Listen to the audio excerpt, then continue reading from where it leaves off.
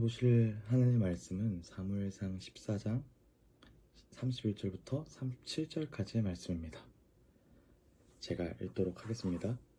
그날의 백성이 믹마스에서부터 아얄론에 이르기까지 블레셋 사람들을 쳤으므로 그들이 심히 피곤한지라.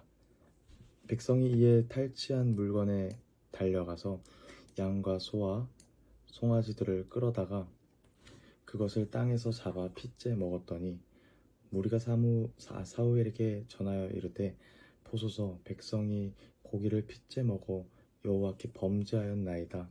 사울이 이르되 너희가 믿음 없이 행하였도다. 이제 큰 돌을 내게로 굴려오라 하고, 또 사울이 이르되 너희는 백성 중에 흩어져 다니며 그들에게 이르기를 사람은 각기 소와 양을 이리로 끌어다가 여기서 잡아먹되 핏째로 먹어 여호와께 범죄하지 말라 하라 하매, 그 밤에 모든 백성이 각각 자기의 소를 끌어다가 거기서 잡으니라. 사울이 여호와를 위하여 제단을 쌓았으니 이는 그가 여호와를 위하여 처음 쌓은 제단이었더라. 사울이 이르되 우리가 밤에 블레셋 사람들을 추격하여 동틀 때까지 그들 중에서 탈취하고 한 사람도 남기지 말자. 무리가 이르되 왕의 생각에 좋은 대로 하소서 할 때에 제사장이 이르되 이리로 와서 하나님께로 나아가사이다 하매, 사울이 하나님께 묻자오되 내가 블레셋 사람들을 추격하리이까 주께서 그들을 이스라엘의 손에 넘기시겠나이까 하되 그날에 대답하지 아니하시는지라. 아멘. 오늘 사무엘상 14장 31절부터 37절의 말씀을 가지고 그날에 대답하지 않으셨다라는 제목으로 말씀을 전해보도록 하겠습니다. 여러분, 우리는 기도할 때 이러한 이야기를 많이 합니다. 하나님, 응답해 주십시오. 하나님, 길을 보여주십시오. 하나님, 지금 이루어 주십시오.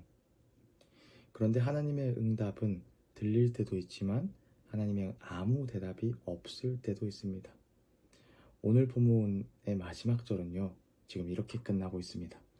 그날에 대답하지 아니하시니라.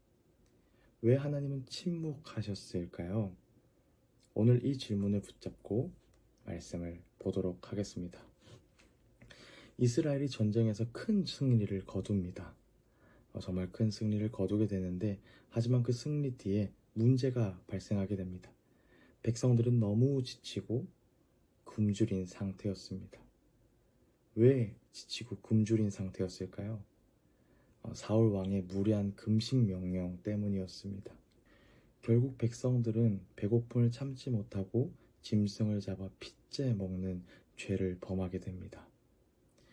지도자의 잘못된 결정으로 인해 백성들이 죄에 빠지게 되는 것이죠. 그런데 사울은 정작 백성을 꾸짖습니다. 너희가 범죄하였다. 자신의 판단을 돌아보지 않는 리더의 모습을 정확하게 보여주고 있는 것이죠. 결국 그 리더의 판단으로 인해서 그 모든 백성들이 죄를 범하게 됩니다. 그래서 사울은 뒤늦게 제단을 쌓습니다. 겉으로 보면 참 좋아 보이죠. 이제 사울이 하나님을 찾겠구나. 하지만 성경은요, 의미심장하게 말하고 있습니다. 그가 여호와를 위하여 처음 쌓은 제단이었더라. 여러분, 이게 무엇을 의미할까요? 지금까지 하나님 없이 잘 살았다라는 것입니다. 문제가 터지니까 이제야 하나님을 찾는 모습을 보여주고 있습니다. 여기서 우리가 점검해야 할 부분이 있습니다. 우리의 모습도 이와 같지 않은지 돌아봐야 합니다. 문제가 터졌을 때만 하나님을 찾고 평소에는 하나님을 찾지 않고 나의 뜻대로 살아가지는 않는지, 이것을 한번 돌아봐야 하는 것입니다. 그래서 제단을 쌓고 나서 이 사울은요, 다시 한번 묻습니다. 하나님, 블레셋을 추격할까요? 그런데 문제는 무엇이냐면 하나님은 아무 대답도 하지 않으십니다. 왜일까요? 사울은 하나님께 묻지만 이미 그의 삶은 하나님과 멀어져 있었기 때문입니다. 이스라엘 백성들에게 잘못된 명령을 내렸고 백성을 고통에 빠뜨립니다. 그리고 형식적인 회개를 하고 있죠. 이 상태에서 드리는 질문에 하나님은요, 응답하지 않으십니다. 이 일을 전체적으로 보면 우리에게도 똑같은 일이 일어나는 것을 볼 수 있습니다. 기도하는데 응답이 없다면 이 질문을 해야 합니다. 하나님이 침묵하신 이유는 무엇인지 이미 결정해놓고 하나님께 구합니다. 하나님, 이것이 이루어져야 합니다. 하나님, 이것이 지금 이루어져야 합니다. 이러면서 나의 뜻대로 이루기 위해서 하나님을 이용할 때가 있습니다. 이것을 조심해야 되는 것이죠. 그리고 내 삶이 하나님과 연결되어 있는지를 봐야 됩니다. 우리는 주일만 하나님을 찾을 때가 있습니다. 교회 가서 말씀 들으면서 하나님을 찾고 할 때가 있지만 하나님은요, 언제 어디서나 우리와 함께 하십니다. 일상 속에서 우리가 하나님을 찾고 있는지 돌아봐야 합니다.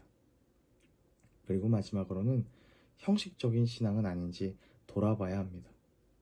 겉으로만 예배하고 실제 삶은 다른 방향이진 않은지, 우리가 회개한다고 하지만 정작 우리 마음속에는 회개하는 마음보다 어떻게 하면 더 하나님을 이용할지를 고민하지는 않는지, 이것을 돌아봐야 하는 것입니다. 사랑하는 부흥하는 독일교회의 모든 성도님들께 말씀을 전합니다. 하나님의 침묵은요, 무관심이 아닙니다. 하나님의 침묵은 어쩌면 우리에게 경고를 하는 걸 수도 있습니다. 바로 멈추라는 신호이죠.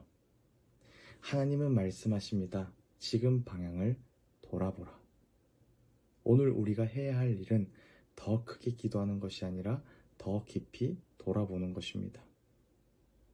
그렇게 될 때 이 사울이 범했던 잘못된 일을 되풀이하는 것이 아니라 정말 하나님의 말씀을 듣고 하나님의 말씀을 따라 살아가는 자들로 될 줄 믿습니다.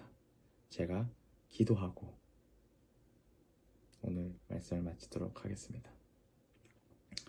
하나님, 우리가 응답만 구하는 사람이 되는 것이 아니라 하나님과 동행하는 사람이 되게 하여 주시옵소서.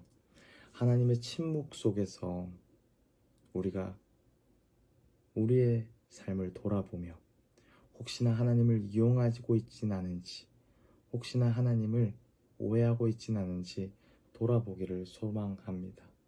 그래서 우리가 더욱더 바른 길을 사모하는 자들 되게 하여 주시고, 또 하루를 살아가면서 말씀 따라 살아갈 수 있는 귀한 자녀들 되게 하여 주시옵소서. 감사합니다. 주님, 예수님의 이름으로 기도드렸습니다. 아멘.